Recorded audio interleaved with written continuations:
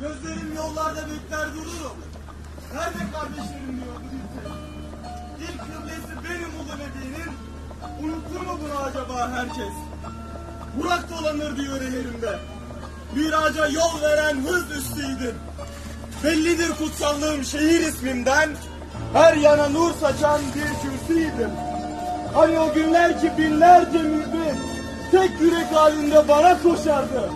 Hem şehrin nebiler yüzüstü hürmetine cevaba erişen dualar vardı. Şimdi kimsecikler varmaz yanıma. Müminde yoksunum, tek ve tenhayım. Rüzgarlar silemez gözyaşlarımı. Çöllerde kayıp bir yetim mahayım. Mescid-i Aksa'yı gördüm düşümde. Götür Müslümana selam diyordu. Dayanamıyorum bu ayrılığa. Kucaklasın beni İslam diyordu. Mescid-i Aksa'yı